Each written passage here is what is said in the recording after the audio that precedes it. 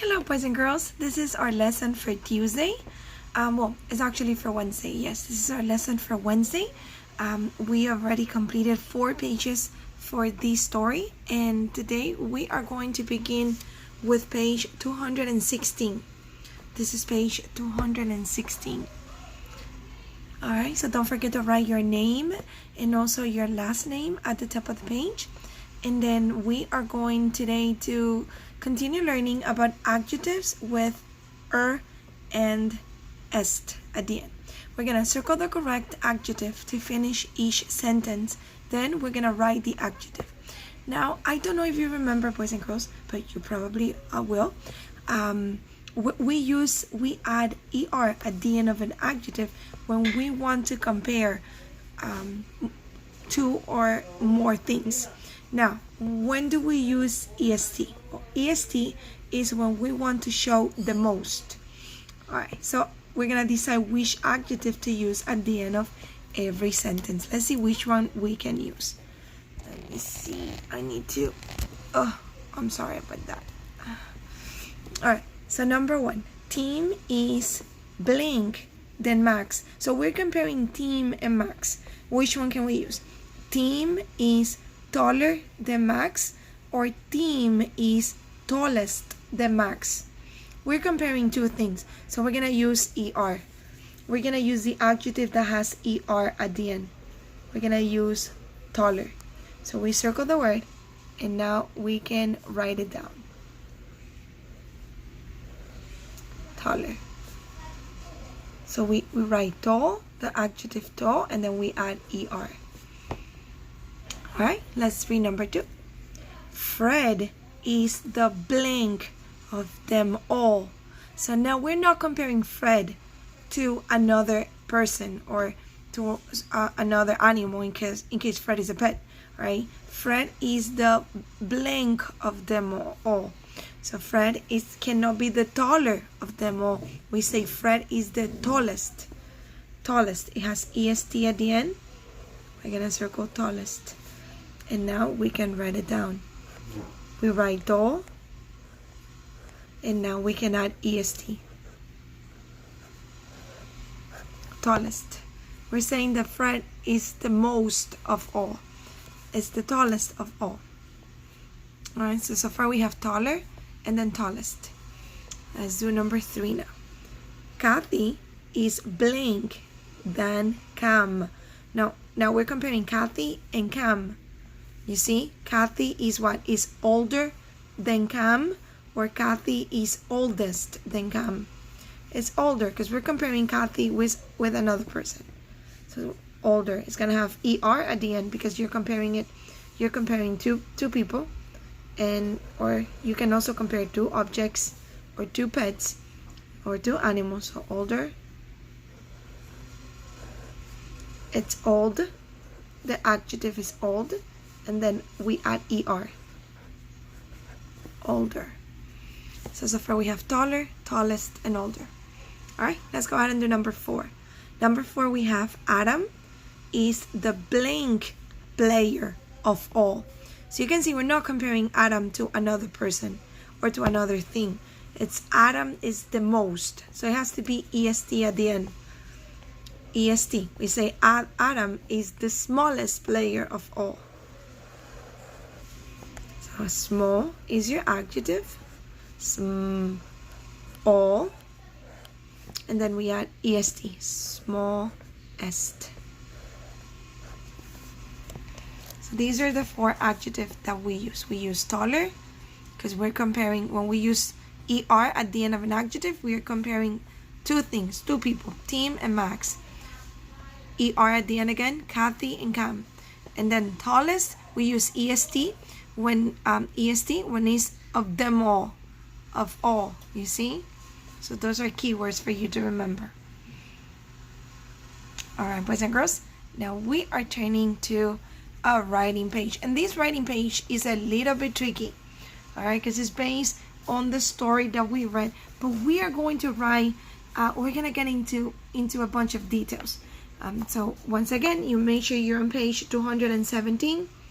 Page 217. we are going to be writing a closing sentence. So sometimes we say our opinion and then we write a closing sentence after we give our reasons.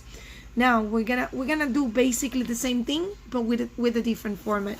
Do you think Mia should have quit? Write your own words that explain your opinion. Listen to the words in the word bank. Read along. Be sure your last sentence retells your opinion. So we have to make sure of that. Now these are the words that we have in the word bank. We have agree, disagree, decision, reason, and example. These are kind of hard words, right? Let's read them one more time. Agree, disagree, decision, reason, and example. Now I'm going to refresh your memory. Over here, boys and girls, let me go back one page because I had it open in this page. So we know that Mia is a great soccer player. She loves to play soccer, but sometimes it didn't work the way that she wants. She doesn't win all the time. When you're playing soccer, when you make a goal is when you win. So one day, no matter how hard she tried, Mia couldn't score a goal. The ball sailed to the left of the net or to the right.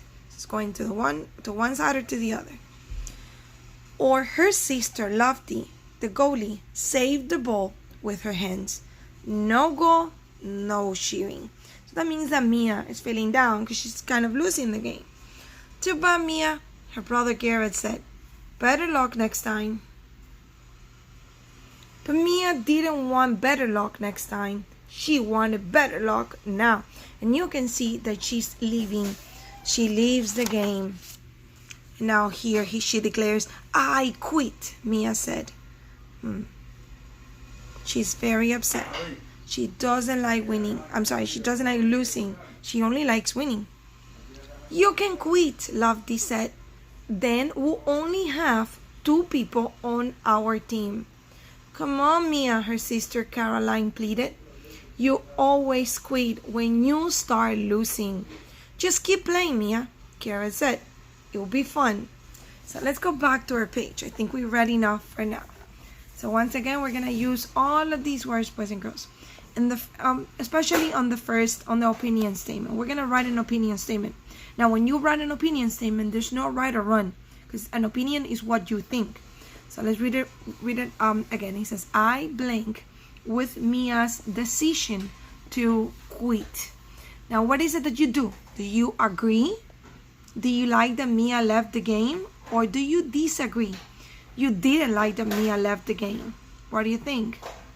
Well, I actually disagree. I'm going to use this word because I disagree. I disagree because Mia really loves to play. She's a very good player. The only thing is that she cannot win every time she plays. Right?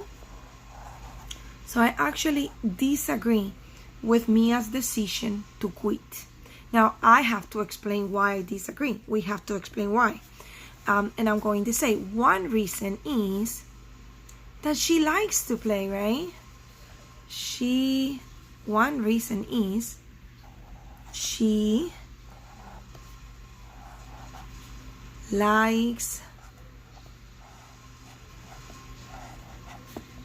to play. Now, play is not gonna fit completely there, but I'm gonna try my best. And now I'm gonna put my period over here.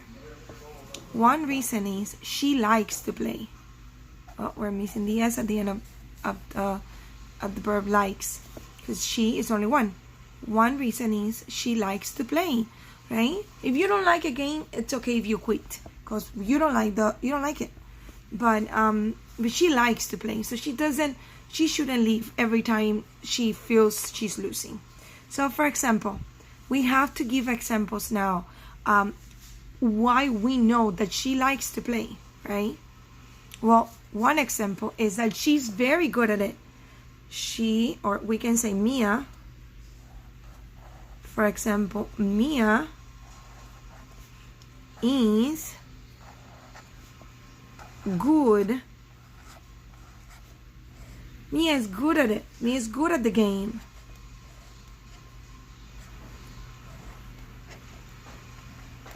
So we're done with that sentence. She likes to play, well, because she's good at it. Mia's good at it. And we have to give one more reason. Is she playing with a bunch of people she doesn't like? No, she's playing with her brothers and sisters. So another reason is she's spending time with her family.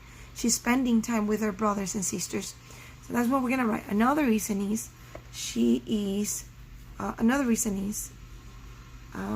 trying to word it out in a way that we use very few words. Another reason is we can say she plays with her family, right? She plays with her. I know there's a period there. I'm going to try to skip the period. With her family. At least part of her family. She plays with her family. And I'm going to put a period here because that's another sentence. So when I say family, it's because she plays with her brothers and sisters. With her sisters Lofty, Caroline, and with her brother Garrett. Alright, so I think this is gonna be our closing sentence. Now we have to restate our opinion. Using our closing sentence, we have to restate our opinion. So we can say, I think Mia is a great player. Or we can also say Mia is not a quitter, right? I think Mia is not a quitter. Mia should continue playing. Even though she's not winning, she should continue playing. Mia is not a quitter. So we put a period at the end. Alright. So at the beginning we had, I disagree with Mia's decision to quit. One reason is she likes to play. It's not that she doesn't like it, she likes it. For example, Mia is good at it. She's good at playing soccer. Another reason is she's not playing with a bunch of strangers. She plays with her family, with her brothers and sisters. And finally, I think Mia is not a quitter. And I just keep the word a. Mia is not a quitter, right? Alright, boys and girls, I'm trying to get this page on the screen. I know this is kind of tricky because sometimes we get confused, right? With what we have to go deeper into the story to see why characters do the things they do, right? We have to understand them. Alright, boys and girls. Now we're gonna turn to our last page for today, Wednesday. And I have a few notes over here. Alright, let's go ahead and make sure you are on page 218, boys and girls. Make sure you are on page 218. Do not forget, on all these pages, I need your name and your last name at the top of the page. So you go ahead and you write your name and also your last name at the top of the page. Boys and girls, we're going to read each word. Then we're going to circle the word in each box that matches the picture. Now, what we're going to start learning today, really quick, we're going to start learning about prefixes. Now, the prefixes that we're going to learn today are on and re or re. So whenever you have a prefix, boys and girls, prefix comes at the beginning of the word. You can see it before the word. And different prefixes have different meanings. For example, on, boys and girls, the prefix non at the beginning of a root word, it changes the meaning of the word and it shows the opposite, right? It shows the opposite of the word. But if you have the prefix re in front of a root word, in that case, it means repetition. It means to do it again. Well, with that being said, let's find out which word matches the picture. So look at this gentleman here. What do you think he's doing? Is he going to untie his tie or he's going to try it? He's actually untying, right? And we can see the root word, boys and girls, is tie. Let's see if I can get another color for the prefix. And the prefix, boys and girls, is on. on. You can see it at the beginning of the word. So you have on, tie, on, tie. So when you tie your shoes, is when you make a knot on with your shoelaces, right? Or with a tie in this case. Now when you untie, you make it loose. So now the root word got its meaning change. The word is gonna be untie. Here you can see the prefix and the word tie. All right, so here we continue. Number two, look at the painter. Which word matches the picture? Read or repaint. So that means, boys and girls, that the wall already have paint. He's going to repaint. He's gonna do it again. Here is your prefix. Here's your prefix, and then paint is your root word. The word that we're gonna use is gonna be repaint. All right, let's go ahead and move on to number 3. Look at the boy. Is the boy setting, or is he going to remove? It looks like he's going to remove something from the table, right? He's going to remove probably maybe napkins from the table. So in the word remove, boys and girls, see, the word is move. Well, someone had to actually move things on the table. Now he's going to remove. He's going to move them again. So in this case, the prefix re means do it again. Do it again. So remove is our word. All right, here we go. Let's take a look at the next one. Number 4. Is the lady bedding or on braid? What is she going to do? Bedding or on braid? Here's your prefix. Your prefix is on. And on means the opposite. It changes the meaning of the word to the opposite. So when you braid someone's hair, you make a braid, right? Now, when you unbraid, you actually undo the braid. So unbraid means to break the braid. Unbraid. All right, let's take a look at number 5. Ooh, that room is such a mess. Oh my goodness. Is that untidy or neat? Well, this room, boys and girls, is untidy. So tidy is your root word, right? Tidy is your root word. But then untidy, tidy means that it's organized. But then on changes the meaning of tidy, and now it's untidy. It means that it's the opposite of tidy. It is very messy. So here's your base, your prefix on, and tidy. It changed the meaning of the word. So the word is untidy.